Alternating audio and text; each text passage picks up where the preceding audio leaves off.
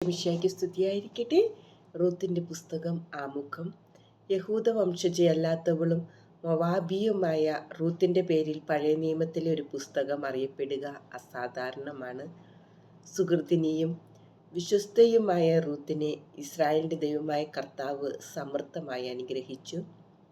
റൂത്തിന്റെ ഭർത്താവ് ഒരു ഇസ്രായേൽക്കാരനായിരുന്നു. റൂത്ത് തൻ്റെ ഭർത്താവും വിധവയായ അമ്മായിയമ്മ നവോമിയും ഒരുമിച്ച് മൊവാബിൽ വസിക്കുമ്പോൾ ഭർത്താവ് മരിച്ചു. നവോമി ജെറുസലേമിലേക്ക് തിരിച്ചു പോന്നപ്പോൾ റൂത്ത് തൻ്റെ ഭർത്താവിൻ്റെ ദൈവത്തോടും അമ്മായിയമ്മയോടും വിശ്വസ്തത പുലർത്തിക്കൊണ്ട് അവളോടൊപ്പം ജെറുസലത്തേക്ക് പോന്നു. ദൈവം അവളെ അനുഗ്രഹിച്ചു. വിശ്വസ്തതയ്ക്ക് അവളൊരു മാതൃകയായി തീർന്നു. അവിടെ അവൾ മരിച്ചുപോയ തൻ്റെ ഭർത്താവിൻ്റെ ബന്ധുവും സമ്പന്നനുമായ ബോവാസിൻ്റെ ഭാര്യയായി. അതുവഴി അവളുടെ പേര് ദാവീദിൻ്റെ പിതാക്കന്മാരുടെ പട്ടികയിലും യേശുവിൻ്റെ വംശാവലിയിലും ഉൾപ്പെട്ടു. ദൈവത്തിൻ്റെ രക്ഷാകര പദ്ധതി സാർവത്രികമാണ് എന്നതിൻ്റെ സൂചന ഇതുവഴി നമുക്ക് ലഭിക്കുന്നു.